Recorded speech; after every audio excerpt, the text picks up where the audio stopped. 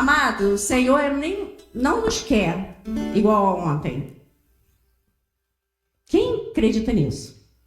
O Senhor sempre tem algo novo para derramar nas nossas vidas. O Senhor tem algo a derramar sobre a nossa vida diariamente. Algo fresco e algo novo. E eu creio que o Senhor fará isso nesta noite. Todos aqueles que deixarem o Senhor agir.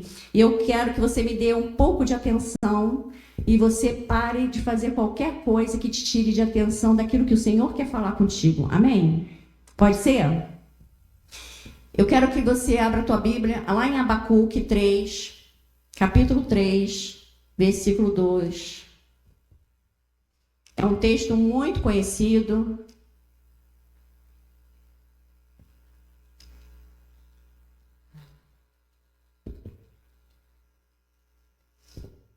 Amém. Diz assim a palavra do Senhor: ouvi, Senhor, a tua palavra e temi. Aviva, ó Senhor, a tua obra no meio dos anos. No meio dos anos a notifica. Na ira, lembra-te da misericórdia. Eu vou ler novamente. Ouvi, Senhor, a tua palavra e temi. Aviva, ó Senhor, a tua obra no meio dos anos. No meio dos anos a notifica. Na ira, lembra-te da misericórdia. Amém. Amados, essa palavra tem queimado no meu coração. Quinta-feira foi um derramar, pelo menos eu recebi muito. Quem recebeu aqui na quinta-feira? Fogo puro, muito bom. Recebi muito, testificou muitas coisas que o Senhor estava falando no meu coração. Eu sentia o Senhor fazendo assim, ó, tirando meu coração e colocando um coração novo. Amém. A gente não morre, não. A gente só sente uma pressão. Glória a Deus por isso. Eu quero falar aqui um pouquinho para a gente entender esse contexto dessa história aqui, onde, por que Abacuque, ele faz essa oração, ele clama, porque quando diz assim, Senhor, eu ouvi a tua palavra e temi. O que Abacuque ouviu do Senhor? Um profeta. O povo, na época de Abacuque, o povo de Judá, estava vivendo uma decadência moral, social e espiritual, caracterizada por corrupção, violência, idolatria. A injustiça era generalizada e os líderes exploravam o povo e a lei de Deus era ignorada. Afastamento completo de Deus, né? O povo havia se distanciado de Deus, praticando idolatria, desprezando os seus mandamentos. A situação era vista como resultado da infidelidade espiritual do povo. Abacuque, ele é tido como um profeta questionador, porque ele começa a questionar. Senhor, você não está vendo tanta injustiça nesse país? Senhor, tu não está vendo esse governo? Tu não está vendo tanta corrupção? Ele começou a questionar ao Senhor, porque o povo estava corrompido de uma maneira extrema. E ele começa a questionar ao Senhor de tudo aquilo que ele estava vendo, do coração do povo, da igreja, vou botar assim, né? Da igreja fria, distante do Senhor, distante da palavra, distante da presença do Senhor. E o povo estava cada vez mais em decadência, em todos os níveis. É bem parecido com o Brasil, né, não? Bem parecido. E ele questiona, porque ele queria ver justiça, ele queria ver o que o Senhor vai fazer. Tanta coisa. A gente está no meio de um povo muito corrupto, há uma corrupção em tudo quanto é lado. E Deus, ele responde, eu simplifiquei assim a resposta de Deus. Pode deixar, Abacuque, eu vou corrigir o meu povo.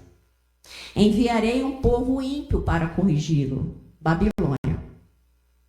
E ele fala, Senhor, como você vai corrigir o povo com um país mais corrupto do que o nosso? E foi assim que o Senhor fez. Talvez a gente olhe na história e a gente não entenda que o Senhor enviou muitos profetas, muitas palavras de revelação, muitas palavras que vinha falando para o povo se voltar para Deus, mudar o coração, mudar, que o Deus deveria ser o centro. Olha o que você está fazendo, não traga idolatria. Muitas palavras, muitas. Eles desprezavam, por quê? Eles tinham um carro na sua garagem, eles tinham comida para comer, eles tinham fartura. Para que Deus? Para que Deus? Para que Deus? Eu tenho força, eu tenho saúde, eu tenho isso, eu tenho aquilo. Então eles foram se distanciando de Deus ao ponto do Senhor trazer a Babilônia para invadir. Essa profecia, essa palavra e tudo que o Senhor falou foi bem antes da Babilônia vir invadir Judá. E aí o Senhor revelou isso, ele temeu isso no seu coração. Temeu no seu coração. E ele pediu, Senhor, a nação vai ficar arrasada. O povo vai começar a não ter carro na garagem. Não vai ter chuva, não vai ter comida. Os nossos filhos vão ser levados como escravos. Imagina uma guerra. Uma guerra. Uma guerra. E ele temeu, e ele clamou pela misericórdia do Senhor, e ele pediu ao Senhor.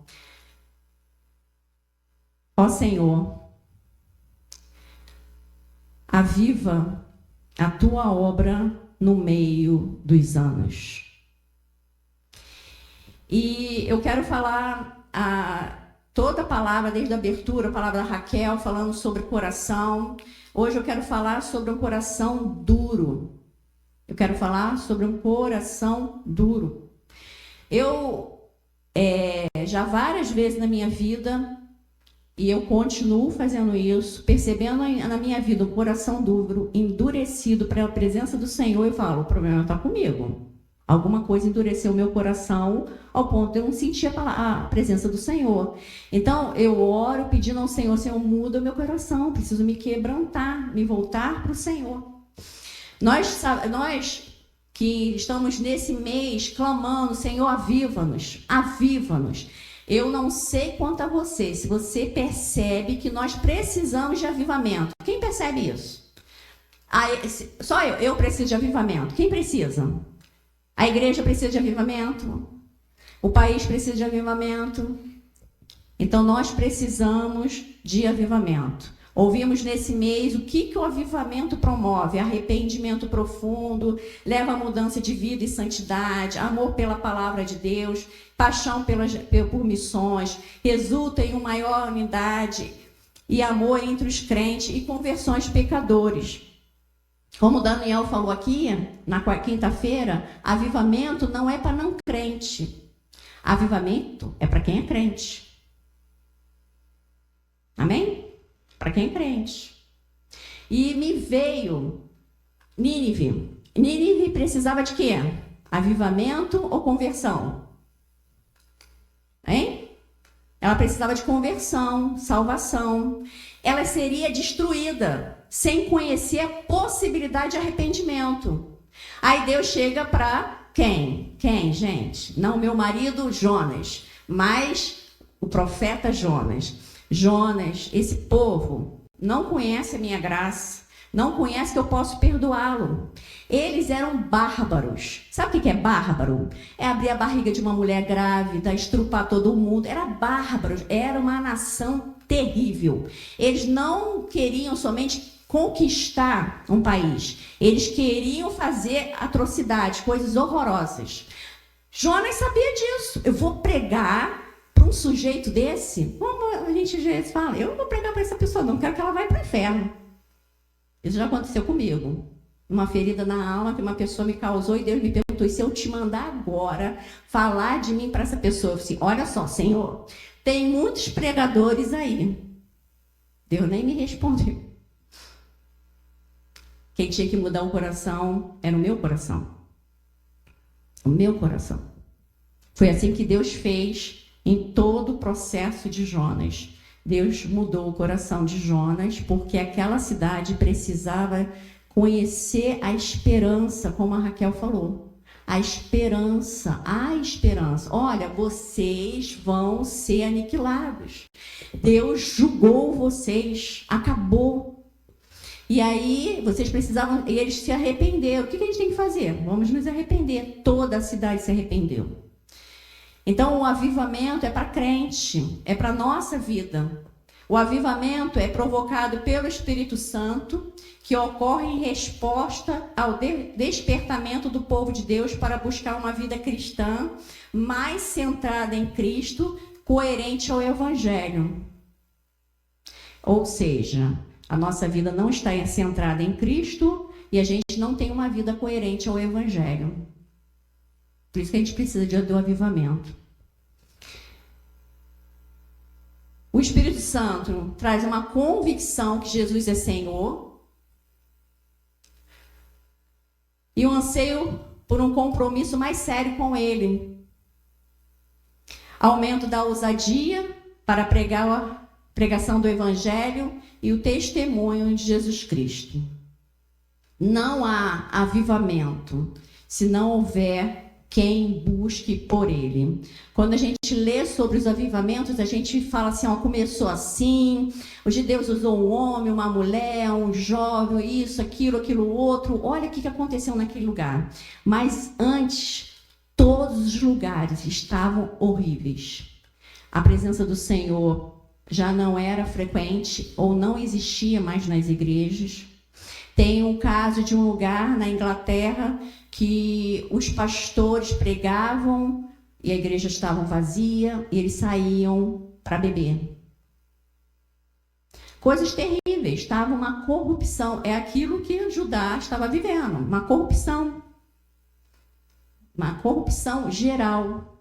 Então não há quem busque, não há como o Senhor fazer algo se a gente não buscar por avivamento. E essa busca começa com o Espírito Santo nos tocando. Olha, você está vendo que o negócio não está legal não, hein? Você vai buscar por avivamento. Então o Espírito Santo, ele move corações de pessoas, não é porque a gente é bom não. Vamos falar sobre avivamento, nós precisamos de avivamento. Não, porque o Espírito Santo está tocando, porque nós cremos que o Senhor fará um grande avivamento no país, amém? Um grande avivamento, e eu quero fazer parte, porque eu nasci nesse tempo. Não vou viver eternamente, só depois quando eu partir para o Senhor, é uma outra coisa. Então, quem busca por avivamento, com intensidade, zelo, pessoas despertadas pelo Espírito Santo, e a luta é: Senhor, eu quero ir contra a minha própria apatia espiritual. Deus, ele responde o clamor promovido por ele mesmo como uma manifestação intensificada do seu Espírito Santo em meio à comunidade dos santos.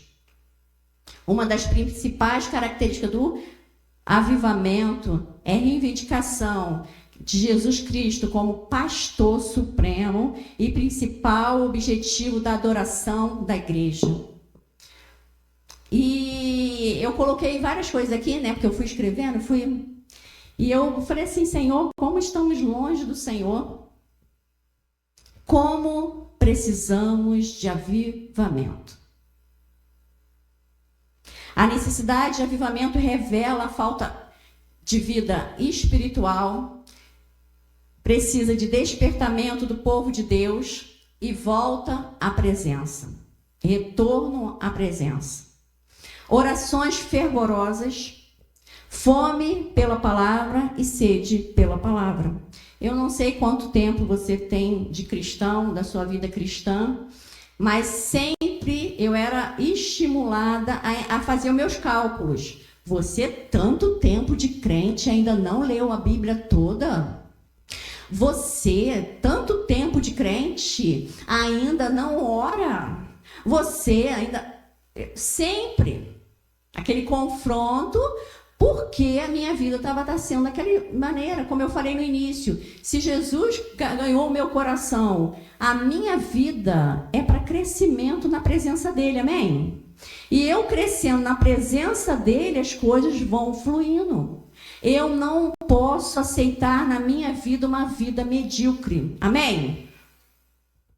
Arrependimento, crentes abandonando pecados, ousadia, poder do Espírito Santo derramado sobre ele, pregação do Evangelho também com ousadia.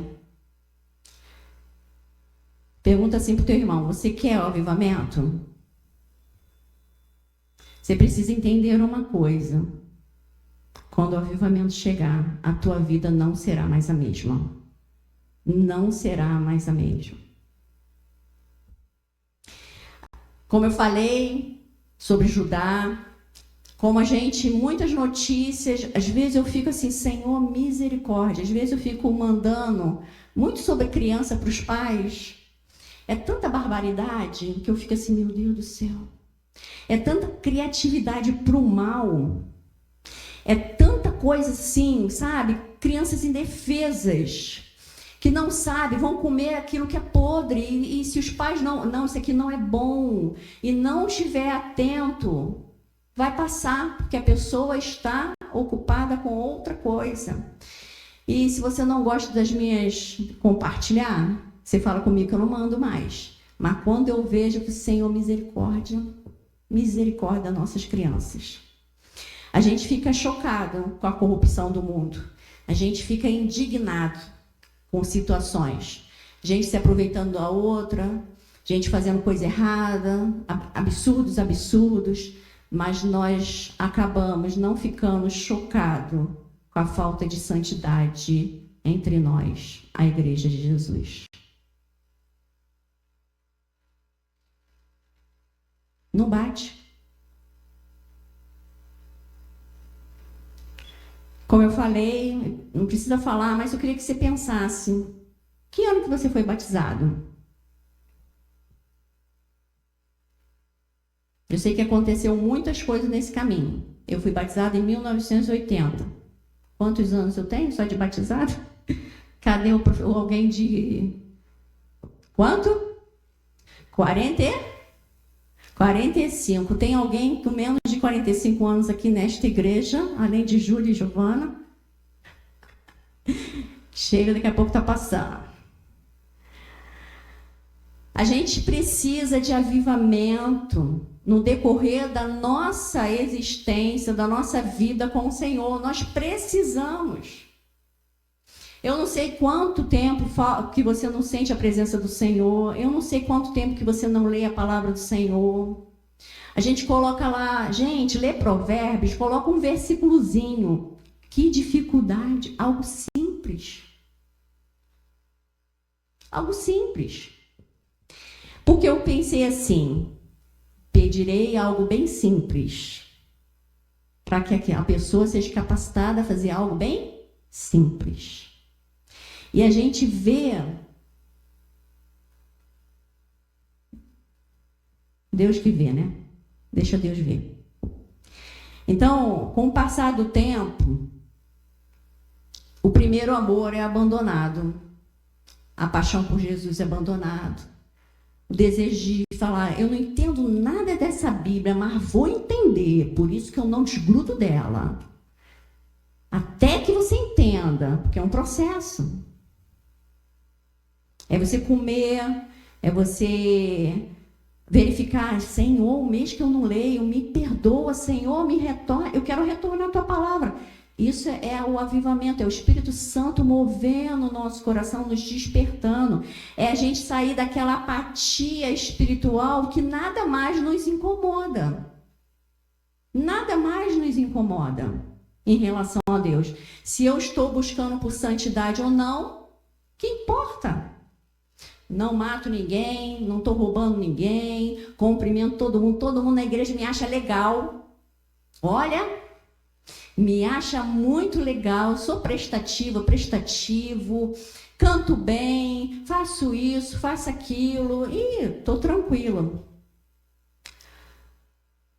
O coração duro revela uma vida espiritual apática. causado por pecados não confessados ou distração com o mundo, a insensibilidade causada por dores ou mágoas não tratadas. Nós somos naturalmente humanos que fomos conquistados por um Deus sobrenatural que conquistou o nosso coração. Amém? E a palavra do Senhor diz assim: sobre tudo que você deve guardar, guarda o teu carro, coloca lá um seguro legal. É isso? Ah, não, é tua casa, coloca alarme, chama lá o Marcelo. É isso? Ai, não é isso. Ai, guarda. Quem? Teu coração. Aí o que acontece? A gente passa um dia difícil, né? Acontece muitas situações indesejáveis, situações no trânsito, seja lá o que for, na tua casa, na tua família, no teu quarto, seja lá o que for. Nós, em vez de passarmos a limpo o nosso coração, a gente dorme chateado, acorda chateado e vai seguindo a vida. Porque a gente perdeu o costume de pedir perdão a Deus por pecados. Nenhum crente orava sem primeiro dizer, Senhor, perdoa. Aí falava. Depois entrava na oração.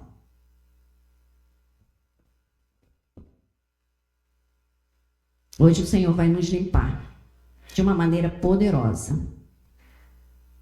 Eu creio nisso.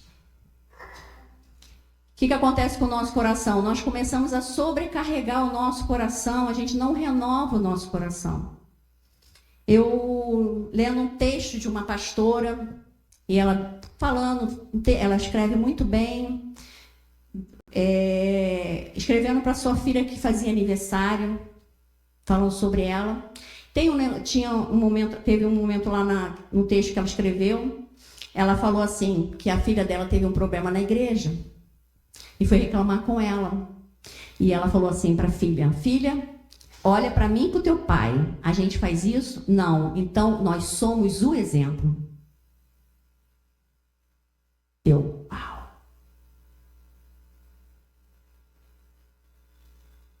Quando a nossa vida não é mais cura, quando a nossa casa não está mais com cura, a gente se perdeu da presença de Deus. Insensibilidade, dores, seja de enfermidade física, que é uma batalha, uma perda financeira, perda de alguém, são dores que vêm no nosso coração. Situações que a gente se aborrece, que a gente se entristece, vai endurecendo o nosso coração. Começa uma insensibilidade espiritual no nosso coração. Nós não tratamos mágoas, nós começamos a suportar mágoas. Isso gera um coração duro, estado de frieza, falta de zelo, indiferença, indisposição, afastamento da comunhão com Deus, perda da visão de propósito de Deus ao focar nas coisas materiais, falta de reconhecimento da verdade, ver Jesus somente como serviçal e não como Senhor. Perdão, Senhor. Como vencer a apatia espiritual? Arrependimento, reconhecer a apatia como um pecado e confessá-lo. Apatia, no termo grego, significa sem paixão. Preguiça espiritual. O preguiçoso, espiritualmente, se opõe à diligência. É uma batalha contra a ociosidade. Não faz nada de útil. Passa um tempo fazendo o quê? Nada de útil. Encontra a batalha para salmodiar. Salmodiar significa orar cantando. Preguiça para orar. Não tem disciplina. Sonolência inoportuna, ou seja, sente sono no momento errado. Vai ler a Bíblia. Meu Deus, amanhã eu leio, porque me pegou um sono. Deita meia hora, perde o sono. Em vez de pegar a Bíblia novamente, pega o celular. O celular me mantém acordado, a Bíblia não. Existe batalha espiritual nisso? Será? Com o tempo descobriremos. A opressão da solidão. a mordaça da meditação, a ignorância das escrituras. O que está escrito aqui? Não sei. Mas vai ter falsos profetas. Deus vai me mostrar como? Você não conhece nada. Tem nada. Vive. Eu falei assim, meu Deus, coisa básica. Preguiça, lentidão das responsabilidades espirituais e práticas. Ou seja, estou ouvindo algo, mas se eu vou viver, se eu vou praticar. Uma vida sem propósito e sem objetivo vive assim. O pecado de não acreditar em nada, não se importa com nada, não procura saber de nada, não interfere em nada, não desfruta de nada, não ama nada, não odeia nada, não encontra proposta em nada, vive para nada e apenas continua vivo, pois não há nada pelo que a pessoa morreria. A apatia é uma postura medíocre que oscila entre a confusão e o desengajamento. A apatia é um pecado que se expressa como inquietação, falta de objetivo, preguiça e falta de alegria para com as coisas de Deus. Ficar nessa igreja não, vou procurar um lugar que me deixe mais alegre. Abra a Bíblia em Romanos capítulo 8. Romanos 8, versículo 8, 12 e 13. Diz assim: as pessoas que vivem de acordo com a natureza humana não podem agradar a Deus.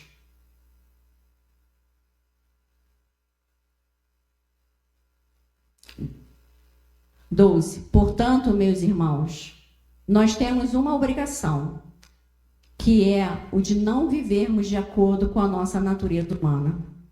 Porque se vocês viverem de acordo com a natureza humana, vocês morrerão espiritualmente. Mas se pelo Espírito de Deus vocês mantarem as suas ações pecaminosas, vocês viverão espiritualmente. Aqui o texto é tão claro, não vou ler todo o texto.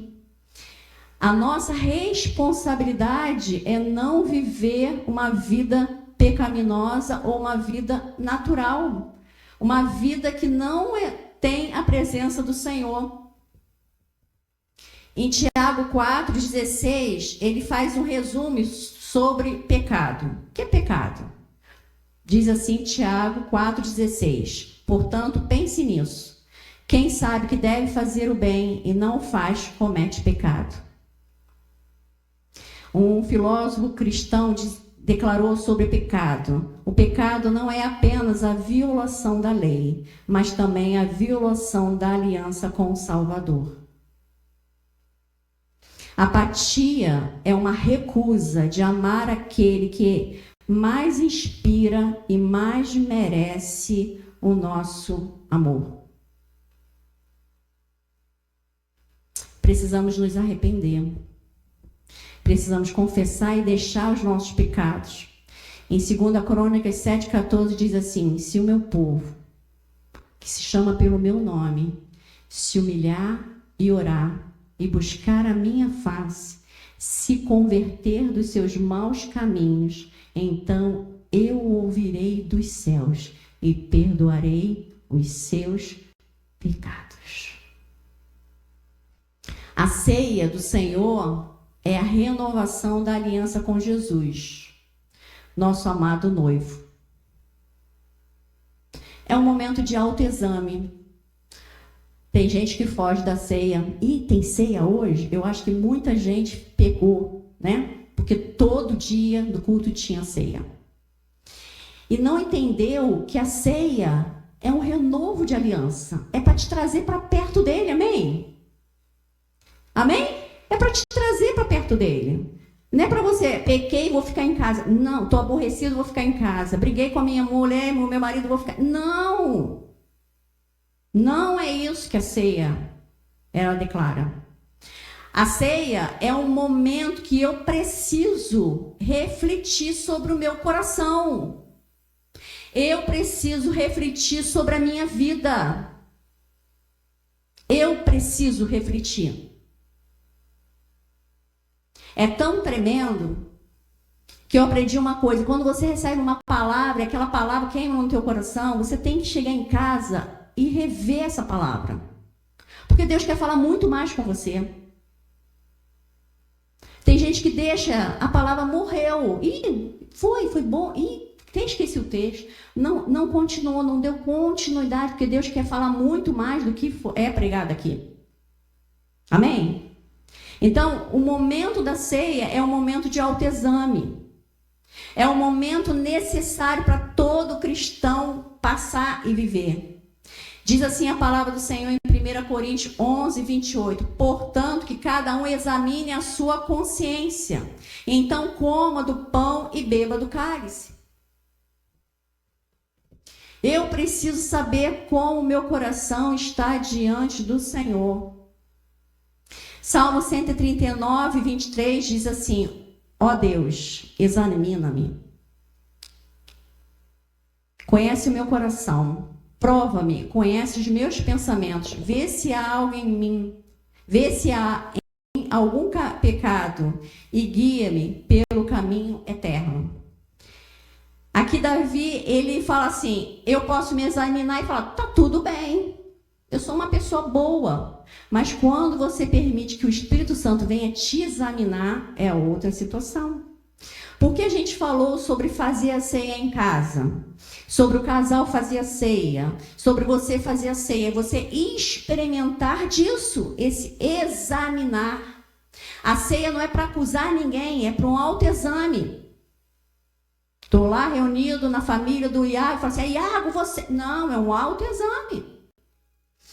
Nesses dias que a gente estava fazendo ceia, eu e o pastor, e ali naquele momento que a gente estava comendo, eu falei assim para ele, assim, nós precisamos orar para que o primeiro amor do nosso casamento venha, o Senhor venha trazer, retornar.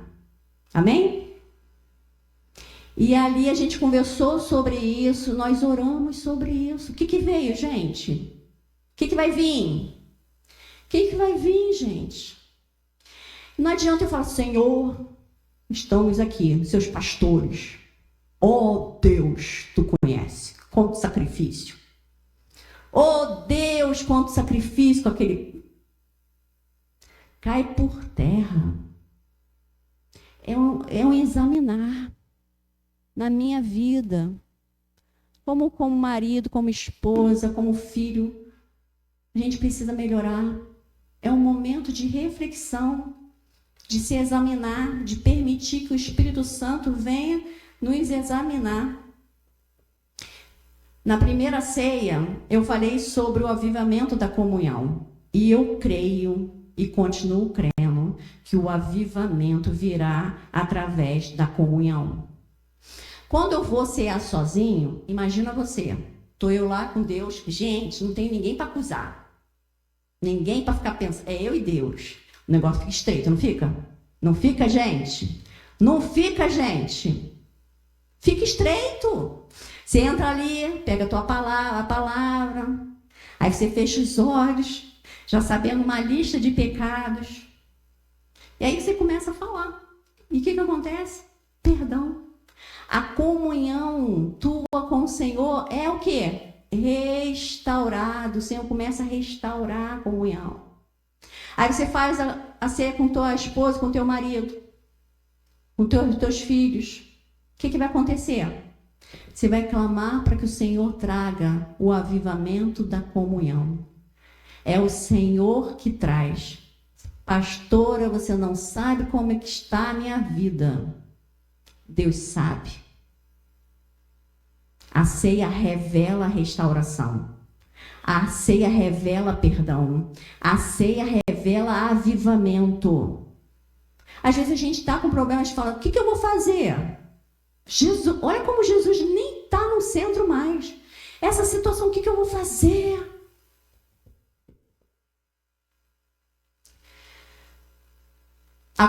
O avivamento da comunhão acontece quando os relacionamentos são restaurados. Deus me perdoa, eu posso te perdoar. Amém? Amém? Não perdoar é permanecer permanecer no espírito do acusador. O amor não flui onde há falta de perdão. E Deus quer fluir, amém? Deus quer fluir no nosso meio. Deus quer fluir no nosso coração, na nossa família, nos nossos relacionamentos. Deus quer fluir. Eu falei assim, caramba, Daniel entendeu. Não estou falando que ninguém tem outras pessoas que pregaram aqui, não. Quando Daniel falou assim, eu pego ali, eu e Bárbara. E aí o Estevão, esqueceu só de falar o Isaac.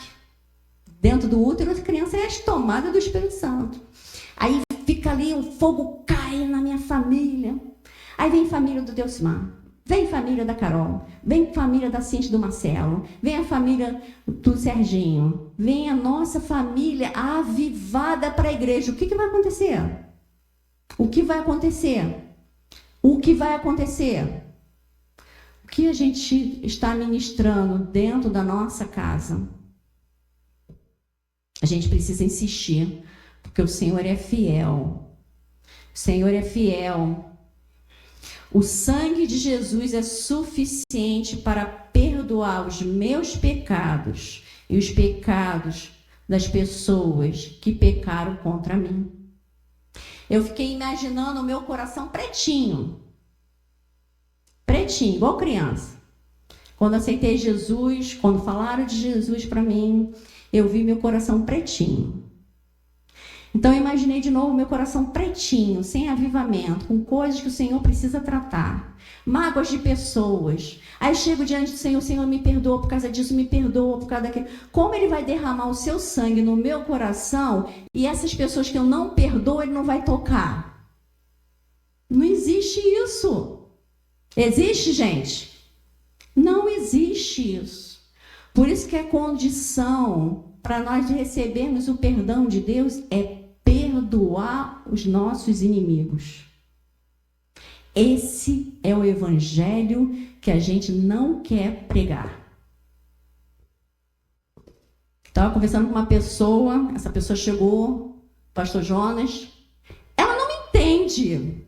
Eu tenho direito de murmurar. Eu não tenho. É pecado. Vai deixar teu coraçãozinho preto. Aí o pastor Jonas começou a conversar, porque eu já estava no confronto. Assim, deixa eu retirar a minha presença. Porque, amados, o pecado mata. E tem gente que já está morto. Eu creio na ressurreição. Eu creio na ressurreição. Jesus é suficiente para liberar perdão. Eu queria que você fechasse os teus olhos e declarasse: Pai, perdoa os meus ofensores. Nós precisamos orar por aqueles que nos ofenderam.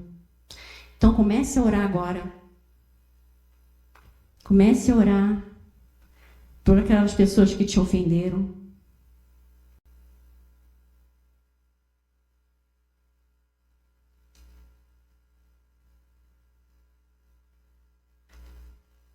Hoje Jesus quer limpar o teu coração.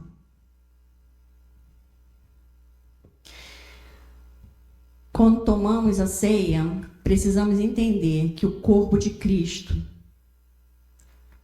que é a sua igreja, será curada através do corpo de Cristo que foi moído na cruz. A ceia, ela é a revelação do perdão de Deus.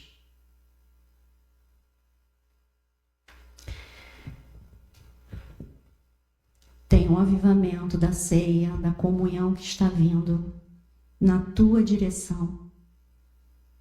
Deixa Jesus limpar hoje o teu coração completamente.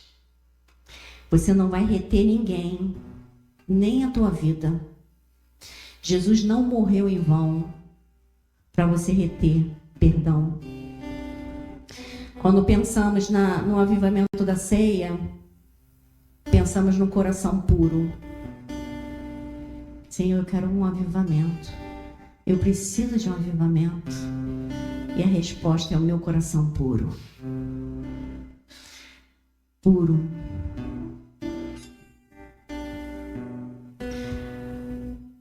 A obra de Jesus na cruz revela que Ele nos amou.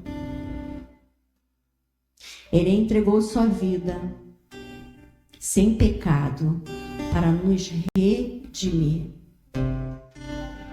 Jesus venceu a morte, Ele ressuscitou, Ele vive, Ele reina.